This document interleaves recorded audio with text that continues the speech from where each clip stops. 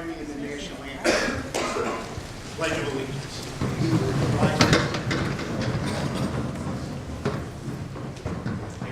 Allegiance to the flag of the United States of America and to the republic for which it stands, one nation, under God, indivisible, with liberty and justice for all. Okay, folks, I hope you enjoyed the show. Thanks.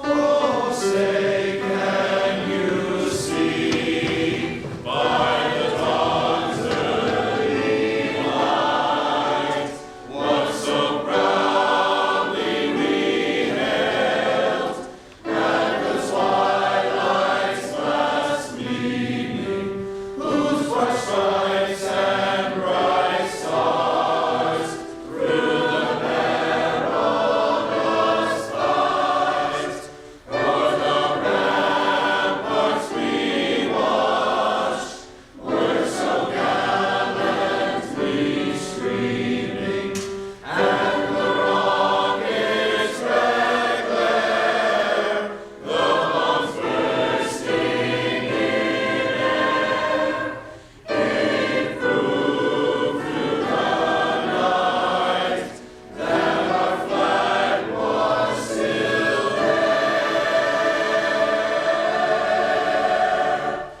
Oh, say does that star-spangled banner yet wave o'er the land of the free,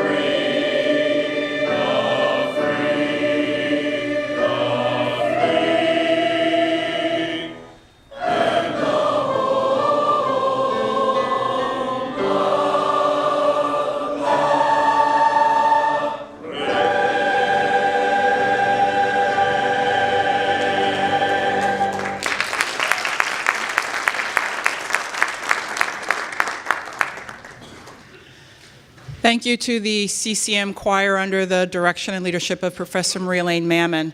Every time I hear our students sing that song, I become even prouder to be an American. So thank you all very much, students and staff who are here to help us recognize what it really truly does mean to be in America and safe because of the veterans who protect us every single day. My name is Betty Simmons. I'm the Vice President here at County College of Mars, and it is my delight and extreme honor to be before you today to welcome you to CCM's recognition of Veterans Day. Thank you.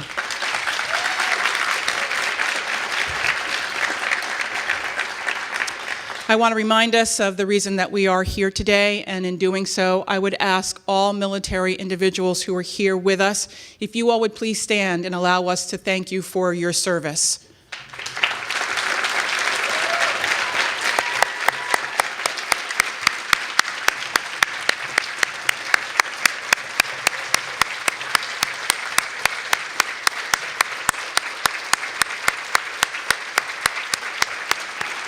Thank you.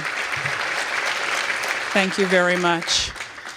And a very special thank you to our good friend, Frank Metzel, who is an employee here at the County College of Mars. We all get an opportunity to enjoy Frank every single day, and to know that he is a veteran of the Coast Guard.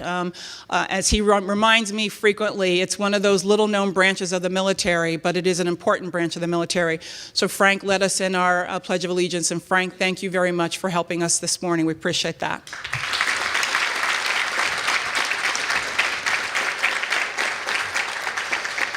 For our students, and some of you are military students, it's really important that you all understand the importance of what it means to be here in this country, and that there are men and women across the globe who work tirelessly to keep us safe, keep us being proud of what it means to be an American. And so Veterans Day is an opportunity for County College of Mars to acknowledge the good work of those men and women and the work that they do on a daily basis. And so I'm very honored that we are able to give this small recognition of the amount of work that they do on a daily basis. To help me have you all get a little more perspective, I'd like to introduce the president of County College of Mars, Dr. Anthony Iacano, who will offer his remarks and his perspective on the day. Dr. Iacano.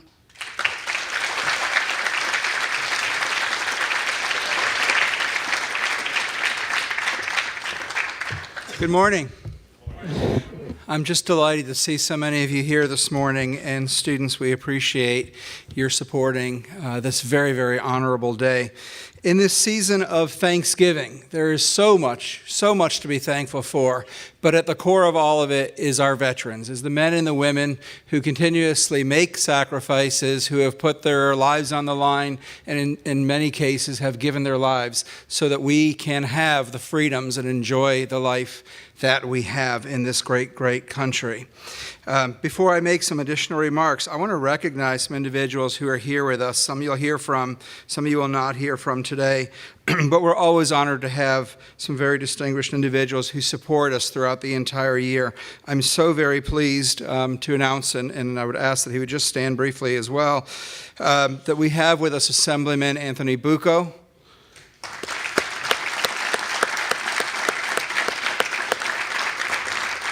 Mr. Bucco is a tremendous supporter of our college and our community as a whole in our state throughout New Jersey. And someone this morning remarked it's always nice when he's on campus to support us. He is always supporting us when he is on this campus and when he's not on this campus. And sir, we appreciate that greatly. Thank you for the work that you do. I also want to recognize that we have with us, and you'll be hearing from a little bit later, we have Lieutenant Colonel Lionel Jenkins from the United States Army National Guard.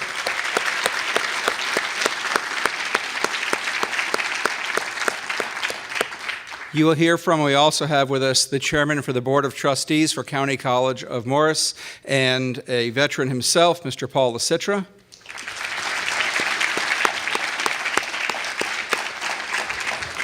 And we also have representing our Board of Trustees in the back, Trustee Keith Raymond.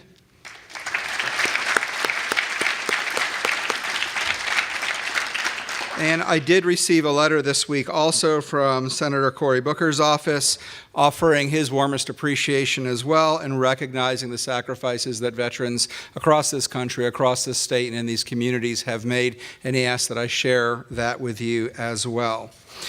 Season of Thanksgiving, as we say, and all that we have to be thankful for. I had an opportunity to spend a week in Germany with educators and business and industry leaders last week, and I have to tell you, it was a very, very powerful week in many ways, but the greatest of which was the continuous thanks that I received and the acknowledgement, not thanks to me, thanks to the United States, and the acknowledgement repeatedly over and over of we have democracy in our country because of the United States.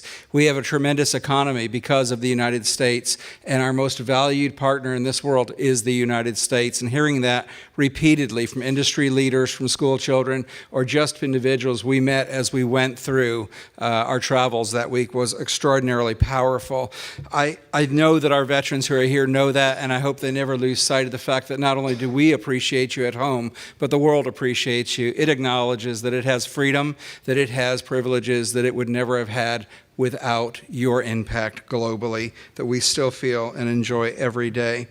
This is an extraordinary day, and students, I hope that you'll take it to heart as well. I hope that you will embrace the fact that we enjoy living in a country where we do have life, liberty, and the pursuit of happiness because of the men and women who have given everything to ensure that we can achieve all that we desire in our lives as well. So with that in hand, I want to thank our veterans. I want to welcome everyone who is here today. This is an event that we continuously scale every year. I want you to encourage your family and friends to join us next year, but I hope beyond all of that, in this season of Thanksgiving and throughout the entire year, we never lose sight of what our military, what our veterans do for us, and what they have done for us, and what they will continue to do for us as well. With that, I'm very pleased to introduce Lieutenant Colonel Jenkins. Sir, we would appreciate your remarks. Thank you so much.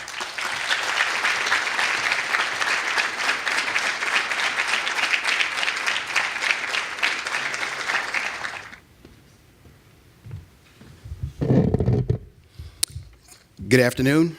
On behalf of the generals, the governor's office, I just want to say thank you. Thank you for the opportunity to be able to get up and speak. And also on behalf of Brigadier General Jamal J. Beal, once again, I want to say thanks. So I'll begin my remarks. All right. On behalf of Brigadier General Jamal J. Beal, the Adjutant General of New Jersey, 8,300 citizen soldiers and airmen of the New Jersey National Guard and this great state, 343,000 veterans, it is my honor to address you all today. This Veterans Day marks 100 years since an armistice between Western allies and the Central Powers brought an end to the destructive First World War. The guns fell silent on the Western Front at the 11th hour of the 11th day on the 11th month of 1918, ending more than 40 hours of bloody conflict between nations. The 29th Division, which included New Jersey National Guard soldiers, laid down their arms on the battlefield of northern France, near farmhouses, villages, along the Meuse River and the Argonne Forest, and would return home through the port of Hoboken along more than 1 million American troops. 1 year later, President Woodrow Wilson proclaimed November 11th as the first commemoration of Armistice Day with the following words: "To us in America, the reflections of Armistice Day will be filled with a solemn pride and the heroism of those who died in this country's service. The world showed us the strength of nations acting together for high purposes, and the victory of arms foretells the enduring conquests which can be made in peace." World War I was a clash of old and new ideas of warfare, and the old and new technologies. At the time, it was called the Great War, and the war to end all wars. It was the war where New Jerseyans played a vital role in history. Following the outbreak of hostilities in Europe in 1914, New Jersey's industrial centers formed a powerhouse of war production in the eastern seaboard, and the state would become the largest producer of chemicals, ammunition, and artillery shells in the country. The new mechanized warfare demanded New Jersey machinery and automobile parts, ships, and petroleum products. As the United States entered the war in April 6, 1917, the 104th Engineers were called upon to construct Camp Dix in the heart of New Jersey Pine Barrens, in anticipation of a surge of military draftees. Additionally, more than 1/4 of the 4 million recruits, volunteers, and conscripts in American Expeditionary Force were shipped out to Western Front from Camp Merritt in Bergen County. Among the New Jersey National Guard units we recognize today, the 113th and 114th Infantry Regiments, the 112th Field Artillery, and the 104th Engineers, mustered in August of 1917 at Camp Edge in Seagirt, the site of the modern-day National Guard Training Center. This will be the first ever deployment for National Guard soldiers in the history of the Reserve Component Force. By the end of the war, more than 140,000 New Jerseyans had served in all branches of the armed forces. Additionally, all field clerks, civilians, professional staff who preceded the Warrant Officer Corps would finally receive state recognition as military veterans in the 1920 Veterans Preference Act. The conflict ushered in a new era of industrial combat consisting of machine guns and mechanized warfare, tanks, and airplanes. The dogfights above trenches created an entirely new battle space and understanding of war power. By 1929, the 119th Observation Squadron was activated at the newly constructed Metropolitan Airport in Newark. German submarine activity off the New Jersey coastline brought the destruction of the Western Front dangerously close to American shores, the forebearers of the infamous wolf packs in World War II. Hundreds of thousands of New Jersey women mobilized for wartime service in munitions factories as nurses, Red Cross volunteers, and ambulance drivers, all while foreshadowing the massive home front efforts of an even greater world conflict just 2 decades away. The country's wartime leader, President Woodrow Wilson, formerly governor of New Jersey and president of Princeton University, helped cement the position of American leadership on the world stage. Consequently, the expectations of American military power would also change through the decades. Soldiers and airmen of the modern New Jersey National Guard raised their hands in the expectation that they would deploy, fight, and win the nation's war. The 508th Military Police Company from Teaneck Armory is currently mobilized, preparing to deploy to Guantanamo Bay, Cuba. More than 250 airmen have been deployed this year on various missions around the world. The 2 New Jersey Air National Guard wings have flown in excess of 5,000 hours in 2018. And in the months ahead, hundreds more citizen soldiers will be leaving their families, friends, and employers as they ship out of conflicted regions around the globe. These New Jerseyans, many of whom have already deployed at least once, will soon serve in Kosovo, Djibouti, Jordan, Qatar, Bahrain, Kuwait, and Colombia. As we reach the end of peak Atlantic hurricane season, the urgency of hometown and stateside missions is at the forefront of citizen soldiers' minds. In September 2018, the New Jersey National Guard Black Hawk helicopter took off with a joint Army and Air Force crew to help with Hurricane Florence recovery efforts in North Carolina. New Jersey demonstrated selfless service as soldiers and airmen rolled out their Hurricanes Harvey, Irma, Maria, struck in succession in the fall of 2017, Superstorm Sandy in 2012, and Hurricane Irene in 2011. As soldiers and airmen endure multiple deployments and the call for active duty is imperative for all to remember, New Jersey takes care of its veterans. The New Jersey Department of Military and Veterans Affairs provides critical resources for guardsmen and veterans in their times of need, always with the mission of serving those who served. Vet-to-Vet Helpline, Suicide Prevention Hotline, Veteran Service Officers, and Family Support Centers provide 24/7 resources for guardsmen and New Jersey veterans.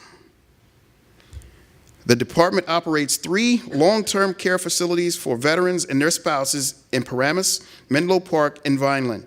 It also operates Brigadier General William C. Doyle Memorial Cemetery in Hanover Township, providing a final resting place for those men and women who put their lives on the line in the defense of freedom. Let us remember those citizens who have deployed in this service to their country. Let us remember those who cannot be with us today. Originally, an act of Congress created Armistice Day as a public holiday in 1938, dedicated to honoring World War I veterans. The act was amended in 1954 to establish every November 11th as Veterans Day, honoring American veterans to all wars. Every year since then, the observance of Veterans Day celebrates and honors American veterans for their patriotism, love of the country, and willingness to serve and sacrifice for the common good. An account in the history of the 29th Division at the end of the First World War states, one moment found the men with ranks depleted, grimly marching forward. The next moment, a message received. The word was passed down the line that the armistice had been signed and the war won. Backs up which the heavy packs gone grievously, straightened up. Their thoughts spanned the Atlantic at a bond, and there sprang up immediately in the heart and desire for every home. To them and to you, our Veterans Day, we say, thank you. Thank you very much.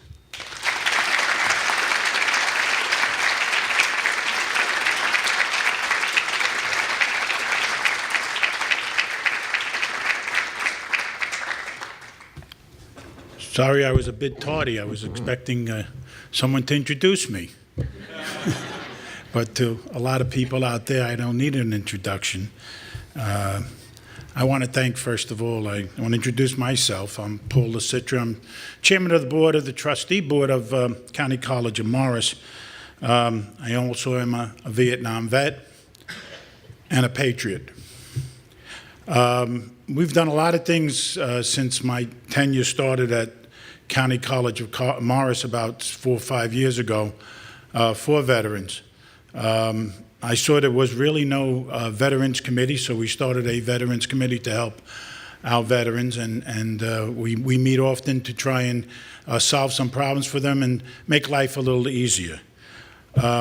We started, at all our meetings, we start by blessing all our veterans in harm's way, abroad, in service, which I think is very proper, because we have a moment of silence for them. The Veterans Committee, if there's anybody that wants to join, please. We're always looking for new members. We meet a couple of times a year, and we have a lot of dialogue that helps the veterans, both in the college and outside the college. You know, I didn't really think much about my veteran status over the years. And the other day, my granddaughter, who was doing a project, she's out there, yes, you, I just embarrassed you. We're doing a project in school, and she said to me that a teacher wanted pictures of, war pictures or pictures of you in the service or any of the grandfathers or grandmothers or fathers or mothers, aunts, uncles. So I went down and tried to pick up my pictures, and I gave them to her, and then she started asking me questions about what you did in the war, other questions that I didn't want to answer for. And I started thinking, I says, her generation, what are they going to be thinking of in years to come? What are they going to be thinking of veterans? The veterans that, all of them, whether it be the greatest generation, which was truly, World War II veterans are truly the greatest generation, Korea, Vietnam, World War I, and all the conflicts we've had since. What are they going to think? Are they going to think that we are patriots, that we got called to our nation in a time they needed us, or are they going to be thinking of us in other areas, maybe not so favorably? We do honor our veterans. I believe that America is strong. I believe America is always honoring its veterans, always tries to do the right thing for its veterans. And I believe that your generation is going to think of us very favorably, and the generation afterwards is going to think of us favorably. At least I hope so. I'm partial to veterans. I call them my brothers, and they truly are my brothers. And until you're served with people for over a long period of time, you really don't realize. Sometimes the war gets mixed up with the warrior, and we confuse those two things, but make no doubt about it, all veterans are truly patriots. I want to thank you all for coming. I want to thank you, the Glee Club, for singing, and Maria Lane, thank you so much, as usual. And welcome again, and have a great Veterans Day. Thank you very much.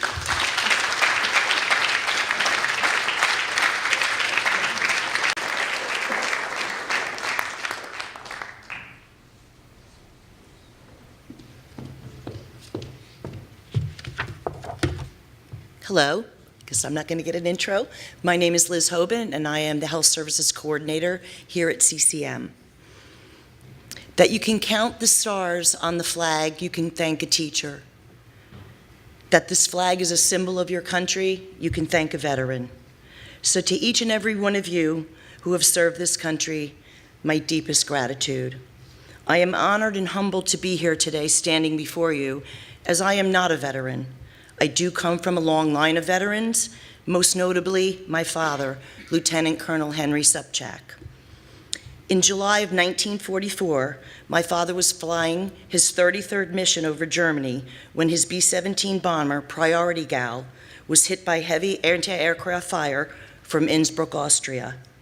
The bomber was disabled and rapidly losing altitude when he ordered his crew to bail out. As my father prepared to abandon the burning aircraft, he saw that it was on a direct collision course with an Alpine village. Although the crash would have likely killed several German soldiers in a German-occupied Austria, he was not about to kill innocent civilians. Risking his own life, he instinctively got back into the seat, wedged the gears, and the bomber made an abrupt, sharp U-turn. My father barely escaped before his plane exploded into the mountainside of the Austrian Alps. Almost immediately after parachuting to the ground, German Shepherd dogs and SS troops surrounded him and took him away to a cell in an outpost in the same village that he almost leveled. Unbeknownst to my father, a 6-year-old shepherd boy and his aunt were shearing sheep for German war efforts in the mountains and saw what the pilot had done.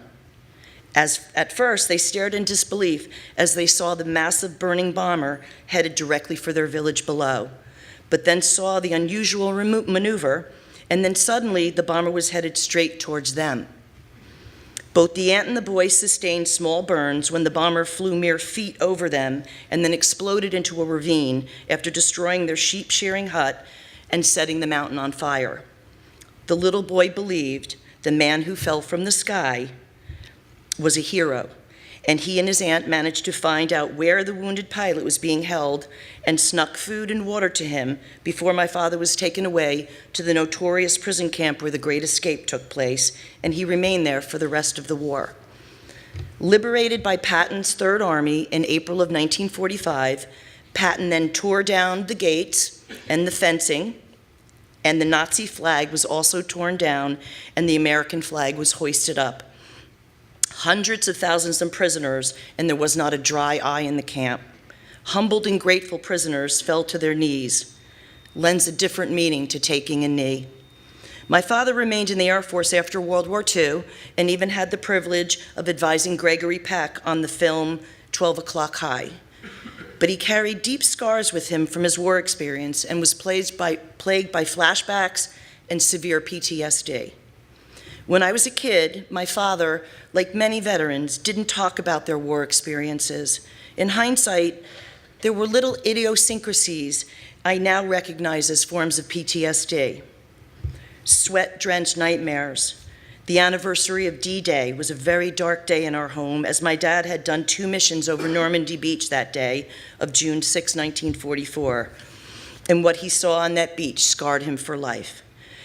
The anniversary of the day he was shot down was also a very somber day in our household.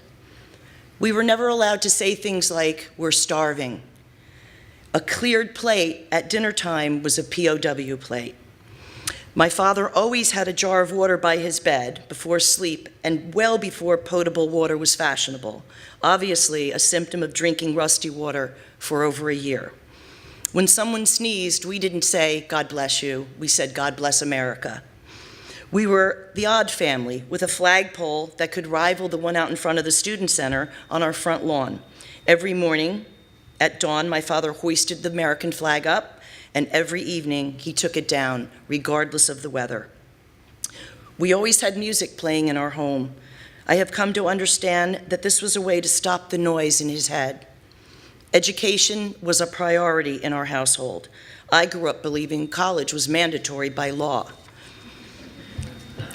Then, when my father was in his 70s, my husband, the late Lieutenant James Patrick Hoban, was killed during the Libyan crisis, and I was left with 2 babies under the age of 15 months old.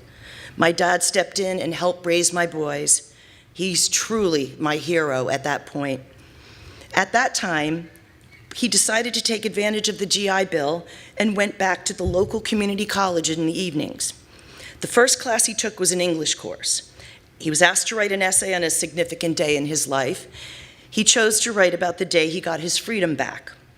The professor loved the story and encouraged him, telling him, "You have a clear voice, and this voice needs to be heard."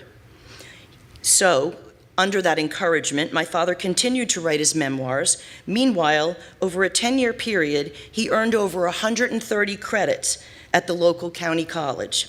He took classes that he enjoyed, like painting, baking, ceramics, exercise, music. He wasn't seeking a degree as his destination. It was all about the journey. In fact, he was so proud of his educational experience that he asked that when he passed, he wanted his obituary to state that he had earned 130 plus credits from his local community college. More proud of that almost than his war experiences. All the while this was happening, and a world away, an Austrian entrepreneur was searching for my dad, the enemy pilot he had seen fall from the sky as a 6-year-old boy and whom he had never forgotten, even to the extent that he saved parts of my father's plane wreckage that he now displays in his hotels in Innsbruck.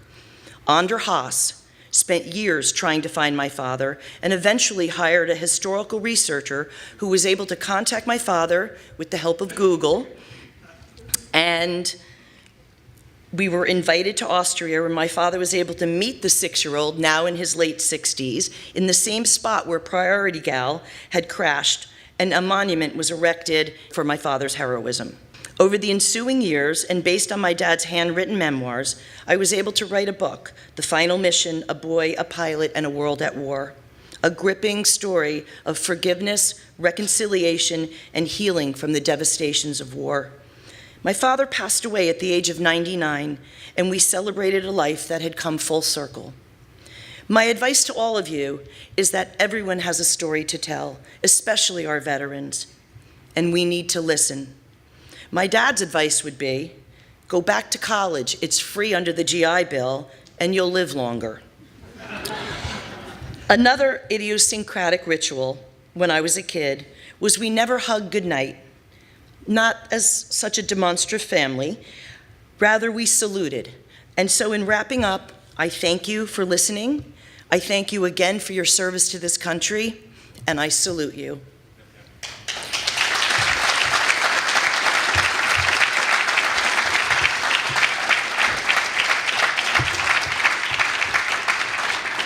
Thank you. The brief video that you're about to see is a song written and sung by Jim Allen from Newtown, Connecticut, and it tells the story of my father's heroism along with many other World War II airmen. Enjoy.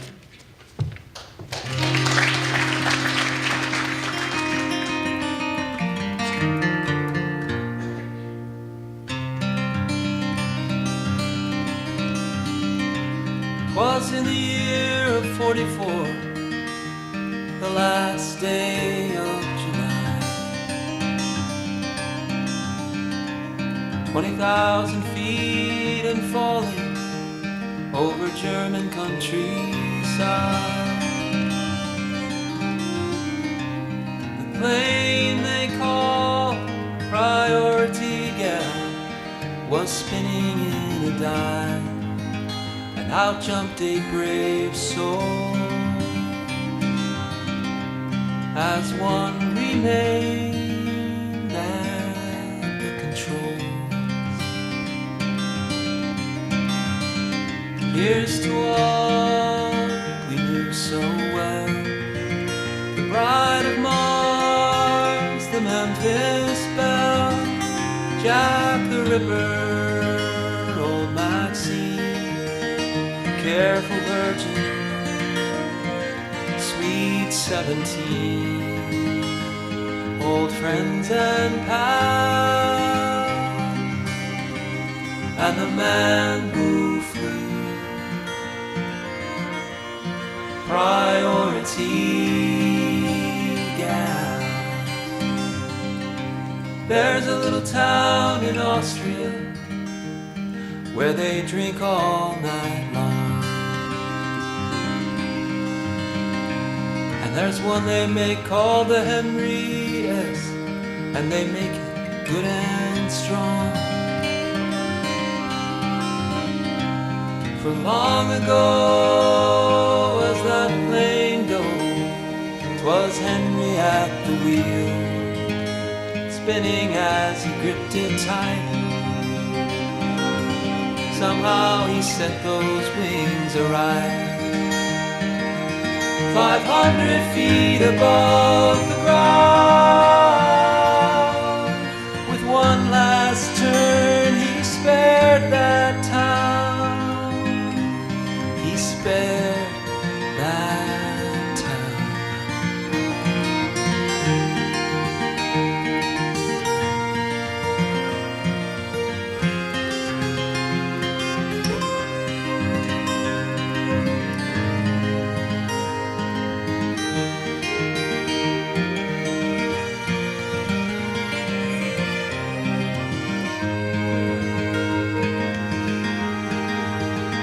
Here's to all we knew so well, the Bride of Mars, the Memphis Belle, Jack the Ripper, old Maxine, careful virgin, sweet 17, Lady Luck, the 909, desperate journey, bachelor's bride, just plain lonesome, red-winged nightmare, anxious angel, my baby, my prayer.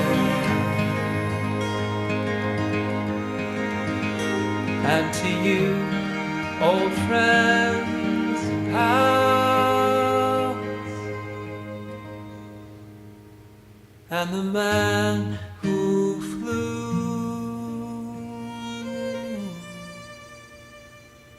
priority gal.